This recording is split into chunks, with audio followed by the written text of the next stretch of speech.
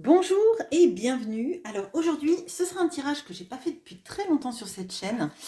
C'est le tirage du passé, du présent et du futur probable de cette relation. Donc, on utilise le Wild Reflection et l'oracle d'Izawat et on y va.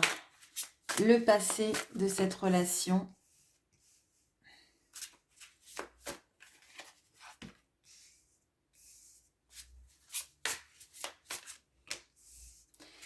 Le présent. Alors, quand je dis le présent, il est possible qu'il y ait des éléments de futur proche dans le présent. Ça dépendra de là où vous en êtes vis-à-vis de la relation, de vos conscientisations, etc. Et forcément, de l'autre, la personne en face de vous, où elle en est également. Et donc, si c'est du futur proche, on aura du futur un peu plus lointain là. Je le mettrai après, parce que j'aurai pas de place, et comme ça, c'est un peu plus lisible pour vous, je pense. Allez, le passé.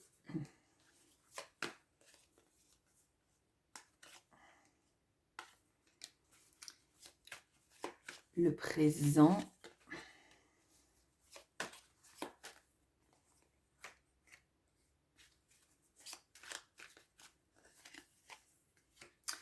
Allez, on y va.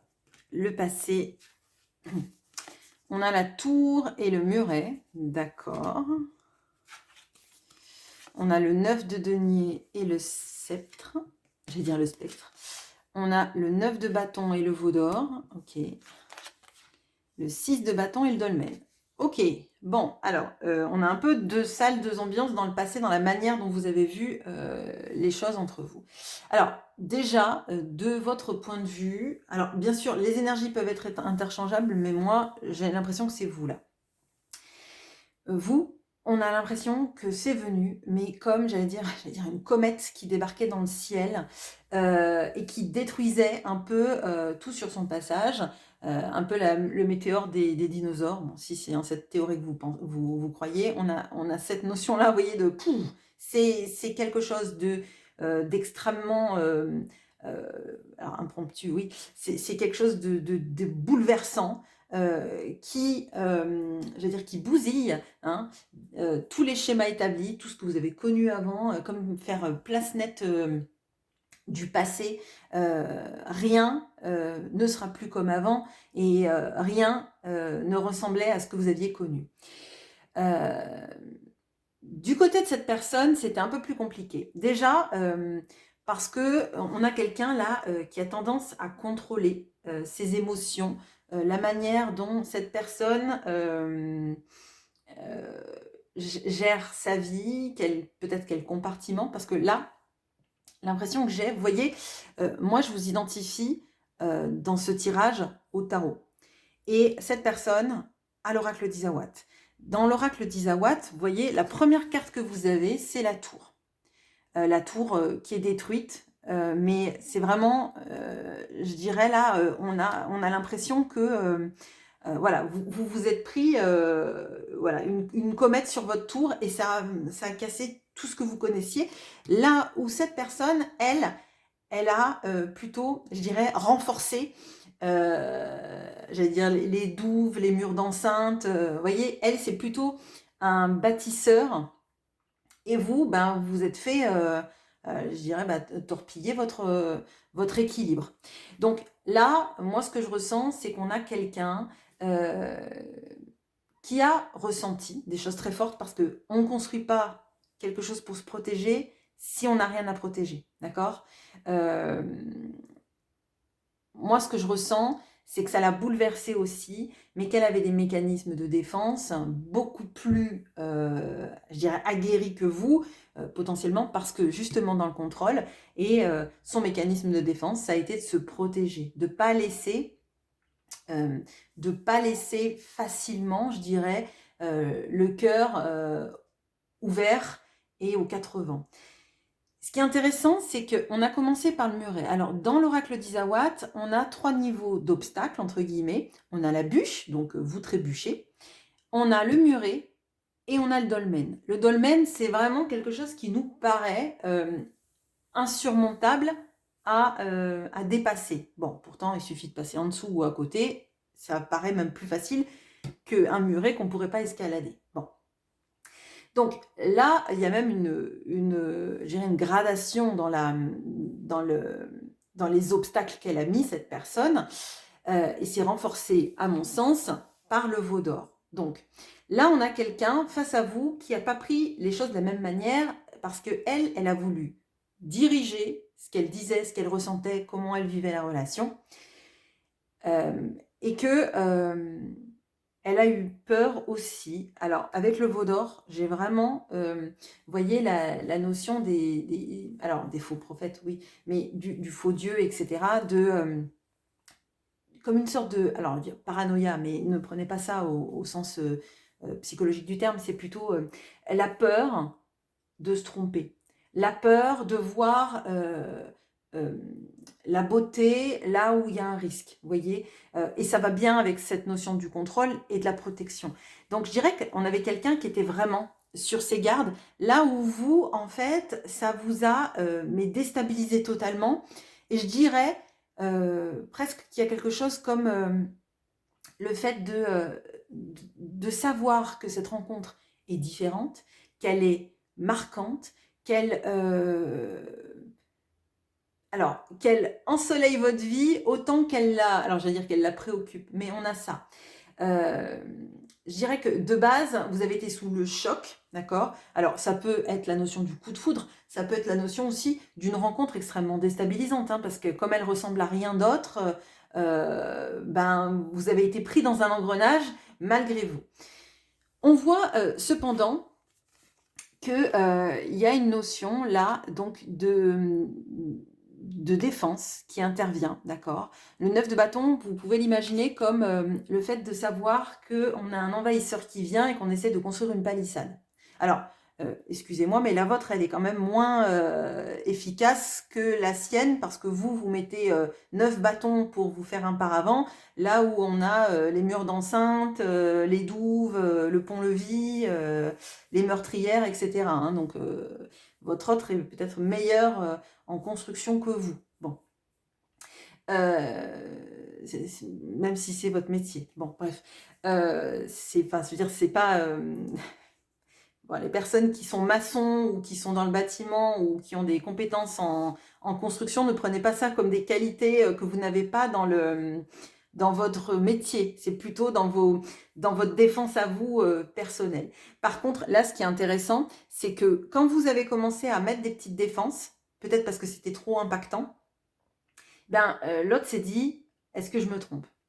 Est-ce que je me fais pas des films? Est-ce que je me suis pas inventé une histoire? Et est-ce que j'ai pas vu euh, les choses de manière trop idéalisée et qu'elles ne reflétaient pas ce qui était vraiment?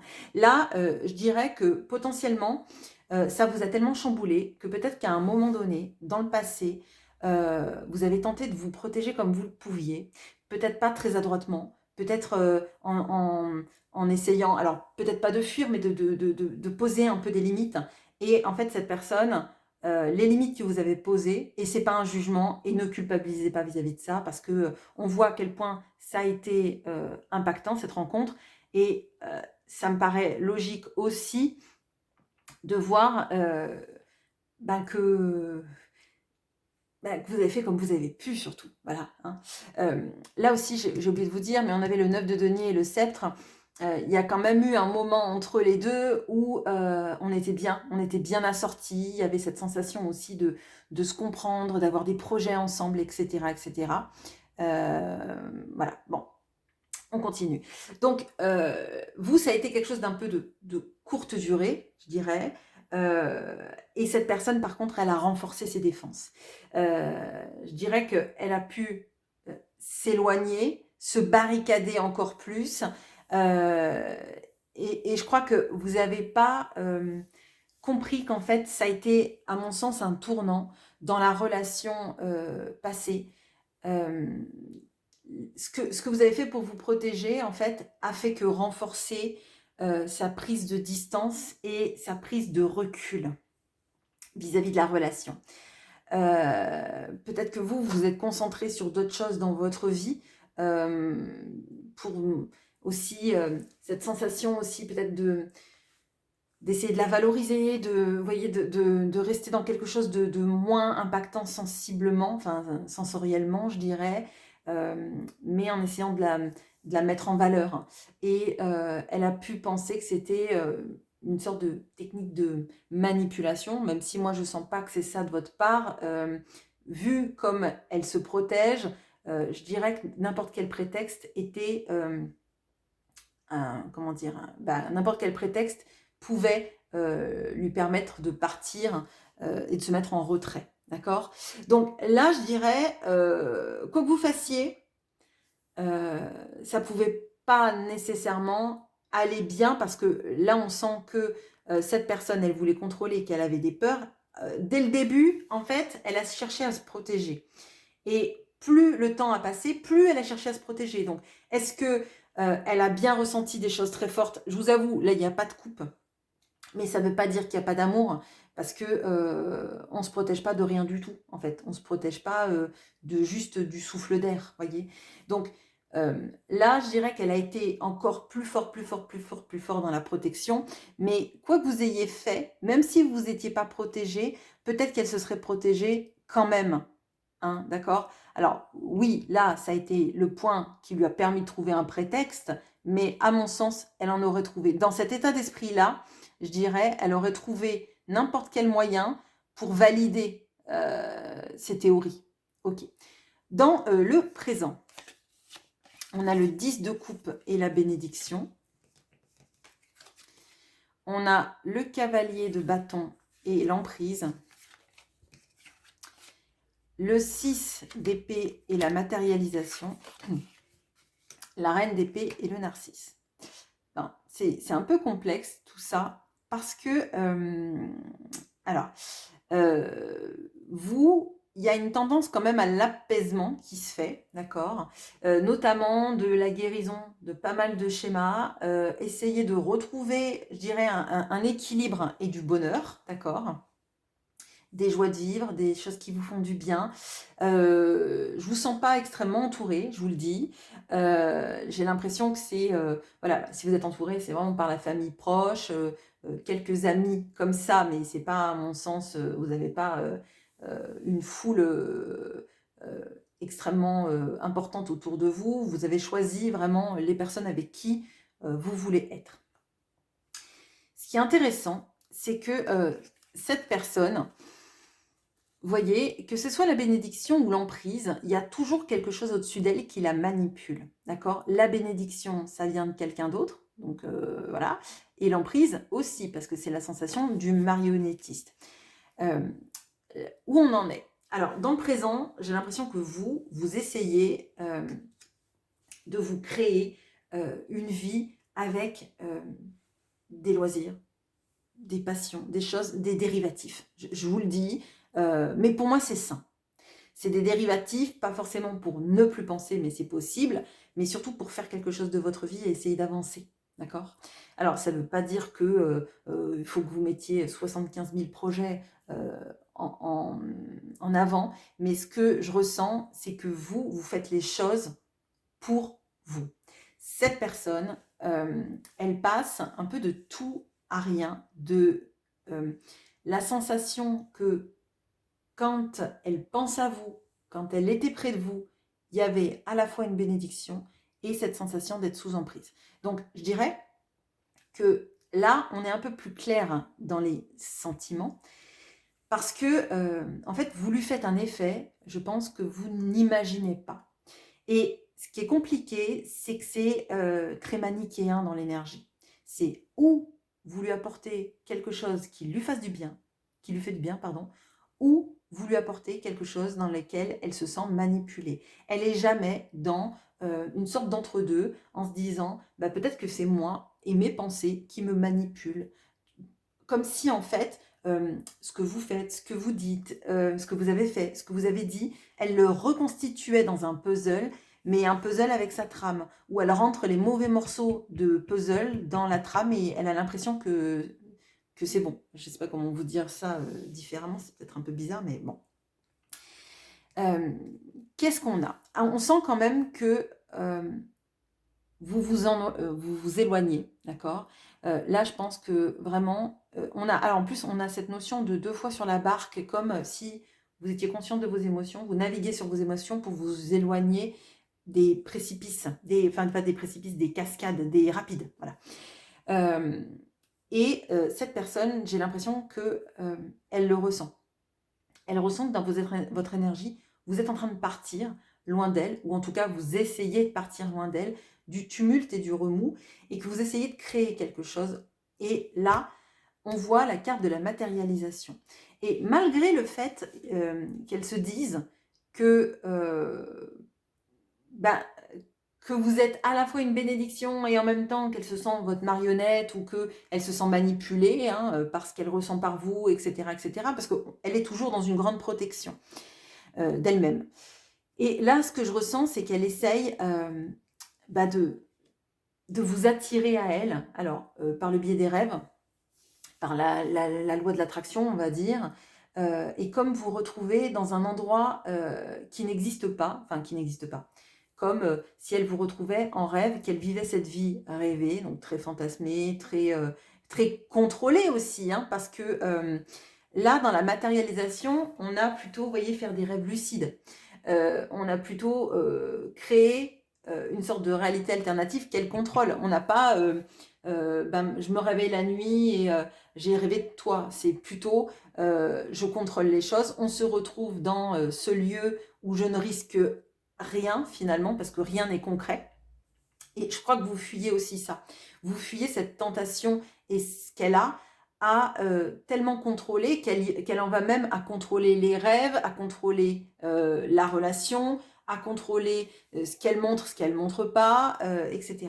Donc là, je dirais que ça fait partie des choses que vous essayez de quitter, d'accord? Parce qu'en fait, vous vous rendez compte que si elle reste tout le temps dans quelque chose de très fantasmagorique, ben, vous vivrez jamais cet amour dans la vie de tous les jours. Et ça, j'ai l'impression que ça ne vous va plus, que ça ne vous satisfait pas, et qu'à un moment donné, vous vous dites, il faut que j'avance, parce que sinon, en fait, je vais me perdre dans les tourbillons, et je ne pourrai pas avancer. Qu'est-ce qu'on a on a cette tentative, je dirais, de guérison, d'accord? On a ce sorte de tambour, je pense que c'est un tambour chamanique qu'on a, avec le narcisse. Alors là, moi je dirais que vous essayez de décrypter cette relation de manière intellectuelle et afin en fait de vous aider à guérir, d'accord? Genre, est-ce que ça c'était vrai? Est-ce que ça s'est passé? Est-ce que ça n'a pas été que dans mon imagination? Voyez, faire une sorte de corrélation entre les faits, ce qui a été dit, ce que vous avez ressenti, etc. C'est vraiment une procédure presque intellectuelle, comme pour sortir de l'illusion, je dirais, d'accord? Même si, pour moi, vous n'êtes pas dans l'illusion. Je le ressens pas, et je sens même plutôt quelque chose d'assez pragmatique chez vous et d'assez lucide. Là où votre autre, je pense, est plus... alors, rêveur, non, pas forcément. Ça ne veut pas dire que vous n'êtes pas rêveur ou rêveuse. Ça veut dire qu'elle se laisse vite submerger par ses peurs, par ses doutes, par ses impressions, par ses sensations d'être manipulée, etc. Donc, qu'est-ce qu'on a là? On a quand même quelqu'un qui pense alors à elle, à pas souffrir. On est quand même toujours dans ce processus. C'est un peu plus léger là, si vous voulez, mais c'est plus... alors, c'est plus léger, mais c'est plus éthéré. Comme si elle avait passé un portail et qu'elle vit dans le monde onirique maintenant et qu'elle s'y est un peu enfermée. D'accord? Je dirais ça. Maintenant, elle cultive, entre guillemets, son petit narcisse dans son jardin. En même temps, on est bientôt en mars. Mais on a cette sensation, enfin bientôt en mars, on vient de commencer février. Mais vous voyez, on a cette notion-là de... elle se protège, elle cultive son jardin, mais pour moi, elle est très dans une absence de concret dans sa vie. Là, vous mettez des choses en place, vous êtes ancré, vous faites des choses. Là où cette personne, on dirait qu'elle est séparée elle est séparée des, alors presque des contingences matérielles, hein. C'est vraiment cette sensation que j'ai, c'est, elle vit dans un monde replié sur elle-même dans sa tête. Bon, ok, bon, allez, le futur probable de cette relation.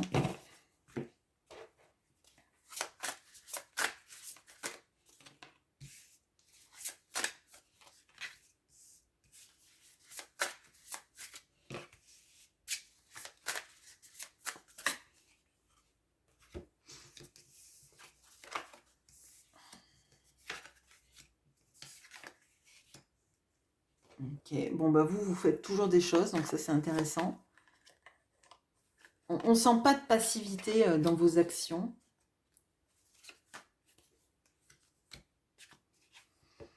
Ah, c'est intéressant.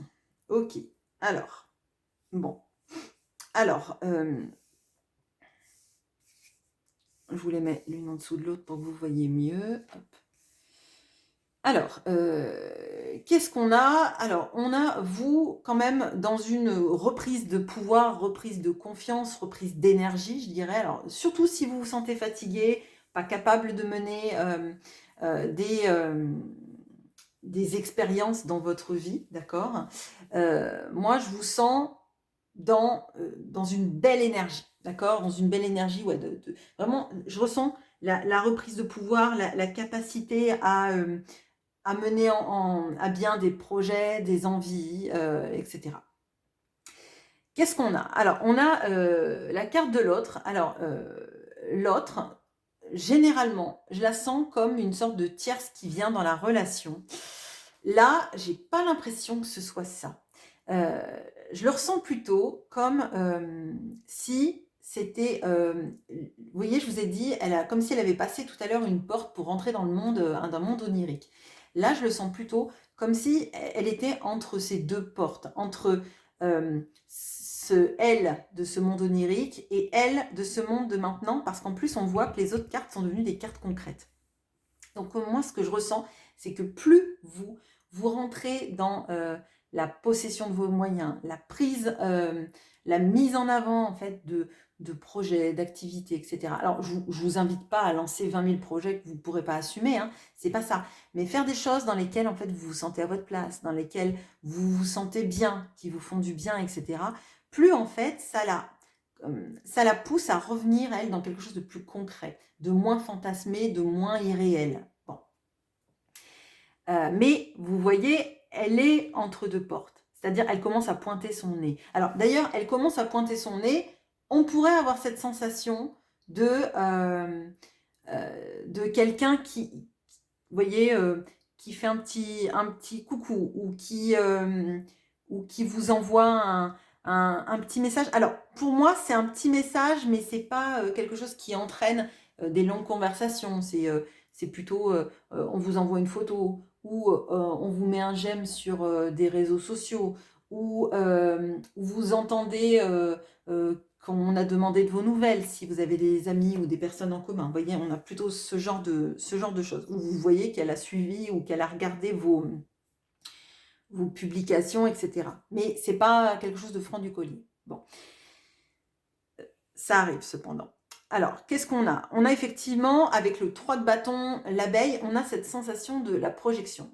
Je pense que vous... il y a une nécessité, et vous l'aviez amorcé déjà, je dirais, dans le présent, enfin vous l'avez amorcé dans le présent, donc maintenant, à essayer d'avoir des projets, des choses qui sont des dérivatifs, d'accord? Mais vraiment, pour moi, ce sont des n'importe quoi, des dérivatifs sains.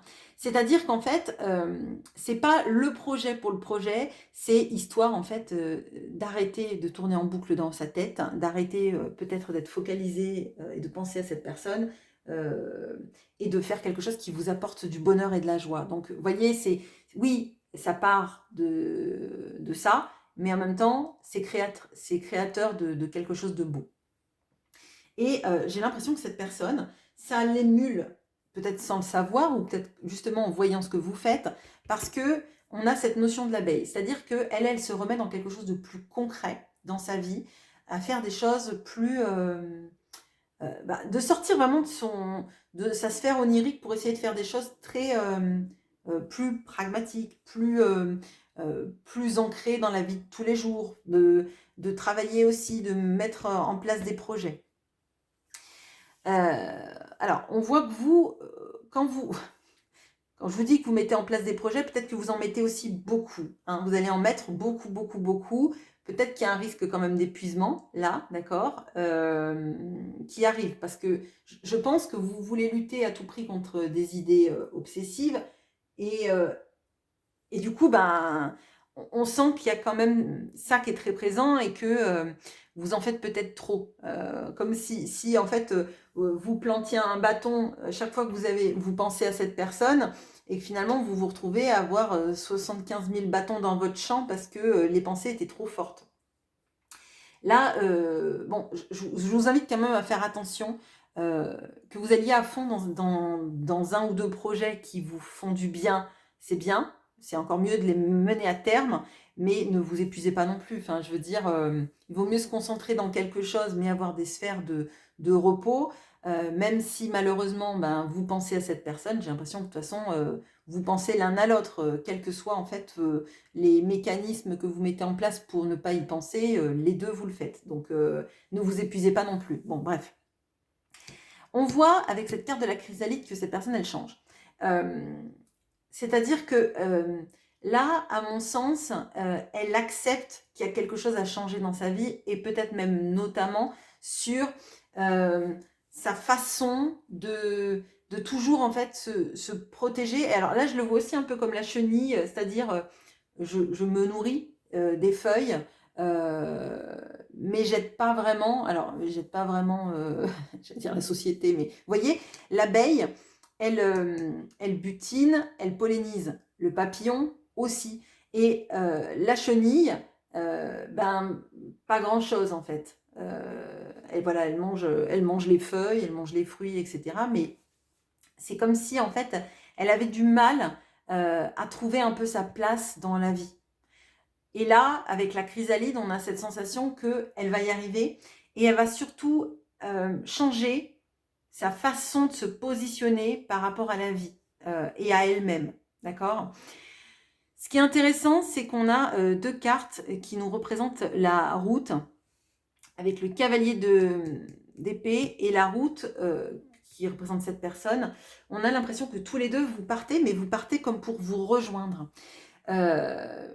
Alors, de ce que je ressens, vous, avec le cavalier d'épée, on a quand même la notion de, vous voyez, de dire un peu les quatre vérités, de pas être un doudou géant pour cette personne, c'est-à-dire que si elle vous fait du mal, vous ne l'épargnez pas. Ça ne veut pas dire que vous la mettez au sol, mais on sent qu'en fait, vous arrêtez de la coucouner, vous arrêtez en fait de lui chercher peut-être certaines excuses, et que vous allez vous retrouver, mais vous n'allez pas en fait, j'allais dire être une carpette, c'est pas vraiment le bon mot, mais vous n'allez pas en fait lui dire que tout va bien pour vous, que ça vous a pas fait du mal tout ça, que ces mécanismes de défense et de fuite, ça allait très bien pour vous. Vous allez plutôt lui dire la vérité. Et cette personne, elle fait le chemin vers vous et vous voyez, elle a des bagages. Là, je pense qu'on a quelqu'un qui se rend compte que être dans un lieu vide, toute seule, avec plein de murs qu'on ne peut pas casser, en fait, c'est juste se retrouver seule dans un lieu très clos. Et là, pour moi, quand elle change, elle réalise qu'il vaut mieux se protéger un peu moins, mais vivre les choses, que de rester toujours dans un monde tout fermé où on imagine les choses, mais on ne les vit pas. Alors, là, ça s'arrête comme ça. Ça ne veut pas dire qu'il y a un amour qui renaît dans une relation. Enfin, l'amour, il est là, mais je veux dire, qui naît dans une relation. Mais ça veut dire qu'en tout cas, il y a des sortes de retrouvailles qui se font. Mais des retrouvailles où on va se parler et on va essayer chacun, en fait, de faire, vous voyez, une sorte de mi-chemin. Il y a une sorte de consensus qui se fait où chacun fait un pas vers l'autre. D'accord ? Donc là, je pense que c'est intéressant. Ce sera peut-être même intéressant de voir, parce que je ne vois pas ce qu'il en est dans plus loin, d'accord? Dans ce tirage-là, visiblement, on ne me laisse pas voir quelque chose de très, très, très concret, à part le fait que vous allez faire une sorte de consensus pour parler ensemble, qui vient après un moment, parce que ça on est plutôt dans le futur plus lointain, mais il y a quand même une perspective plutôt intéressante et plutôt ouverte, avec un vrai changement de cette personne. Et je dirais, plus en fait vous êtes priorisé et vous avez mis en place des choses qui vous font du bien, plus finalement cette personne, c'est comme si ça la réattirait dans notre monde de matière et de concret. Voilà, écoutez, je vous retrouve avec grand plaisir en commentaire